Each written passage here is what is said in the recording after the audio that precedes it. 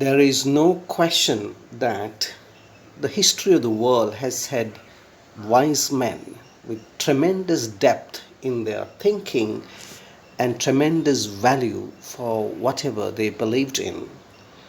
One of the greatest thinkers of the history of mankind in the history of Western philosophy is Plato.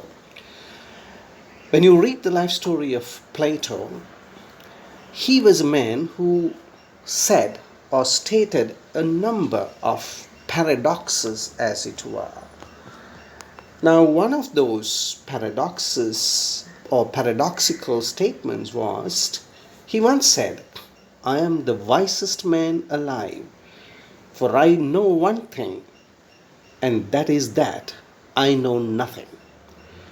I am the wisest man alive, for I know one thing, and that is that I know nothing." So when you listen to what Plato had said, it's a paradox. There are two statements. One is to say that he is the wisest man. On the other hand, he says that he doesn't know anything or he knows nothing.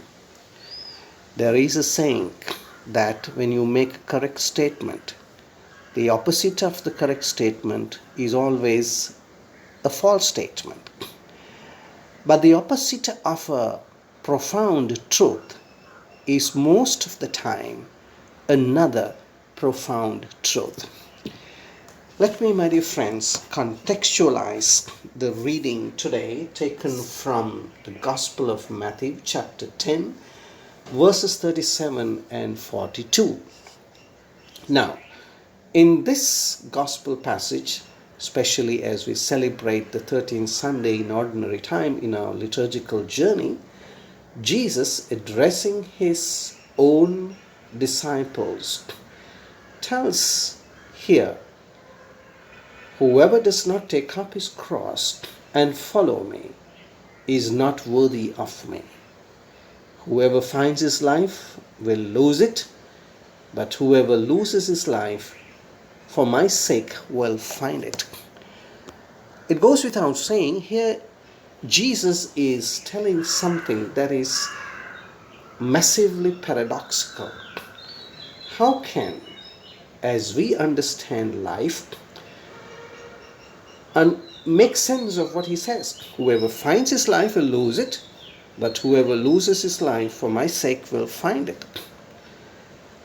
Now, I'm sure most of us, or many of us, have read and listened to this saying of Jesus.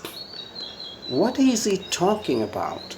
If you try to understand what he says here in a very normal, ordinary sense, how can one say that if you lose your life for my sake, that you will find it, and that in order to find life, you have to lose it? It doesn't make sense when you look at it from the point of view of ordinary understanding of life. We all, as followers of Christ, we always have to ask the question, if we are to understand Scripture and the sayings and teachings or instructions of Jesus, from where does he come? What is he talking about? What is the understanding of life that Jesus had? Now, specifically, if you say, in order to find life, you have to lose it. In order to gain life, you have to give it up. From the surface of what you say, it shows that Jesus understood life from a very different point of view.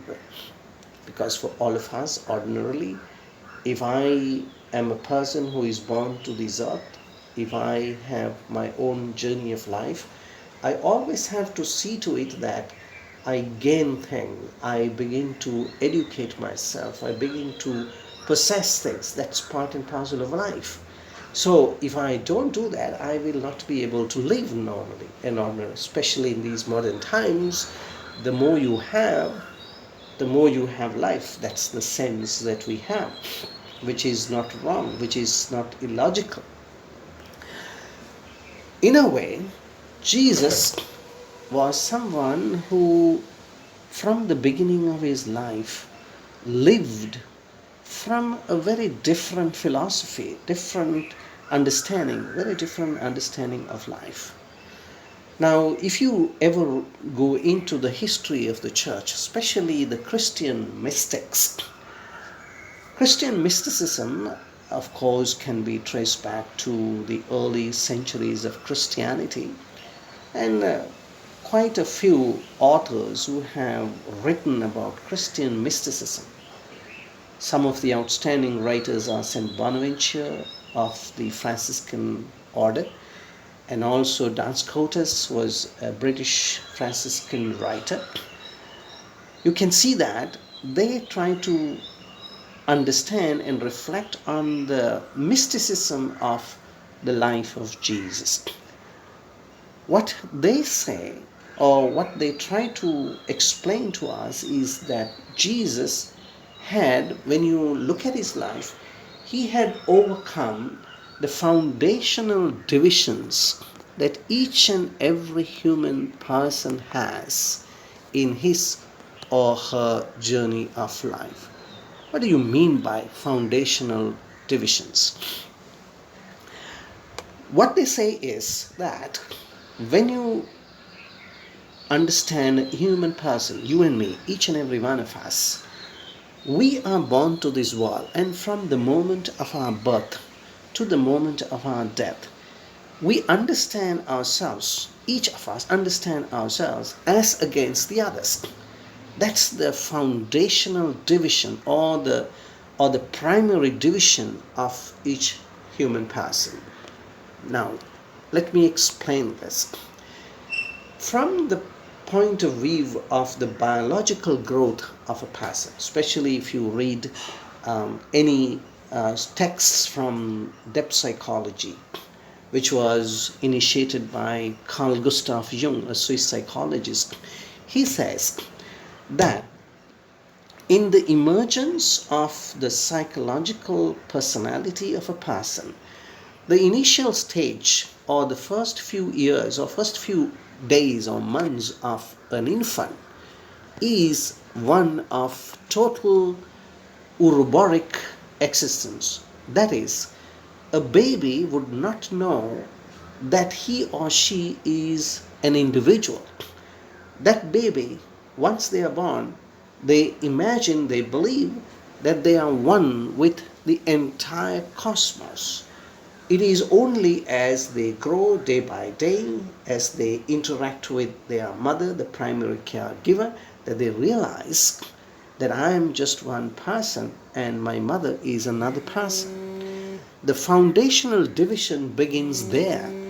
So the psychologists, especially the psychologists, say that this is essential, and this is how human existence, human journey begins. I am not you, and you are not me.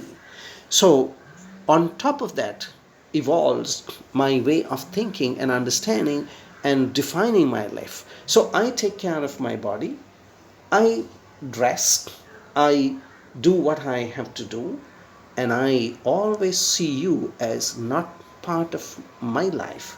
You are another person. So it's all a question of my personal journey and your journey. We live together.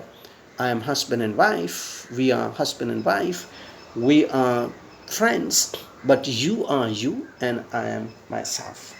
As long as I do not overcome this division, the Franciscan theologians say, you can't be a true Christian in every sense of the word.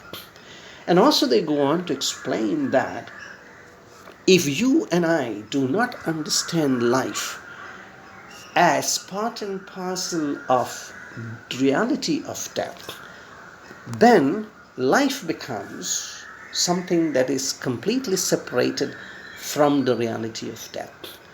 So what they say is another division that we suffer as human beings psychologically is that we do not understand life as part and parcel of the mystery of death. So, as long as I don't think of death as part and parcel of my life, my existence, then I suffer from this inner division.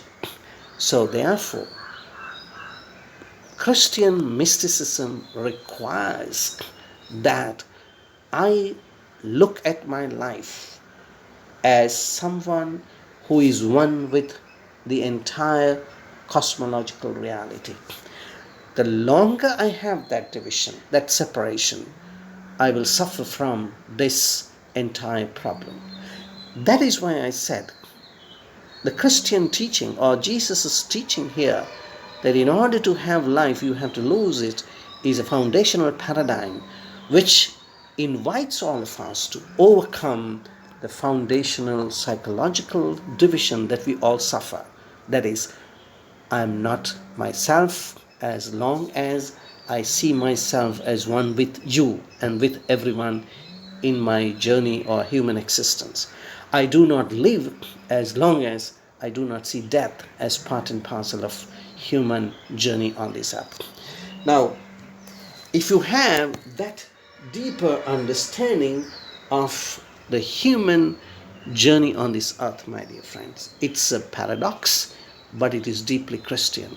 It's something that is contradictory, but it is definitely one of foundational depths of Christianity.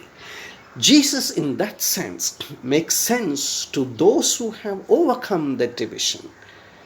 And when he says, whoever finds his life will lose it, but whoever loses his life for my sake will find it, will definitely be a profound truth, which is not a contradiction, but another side to the reality and the mystery and the beauty of the life that we live in. Of course, my dear friends, it is easier said than done. Amen.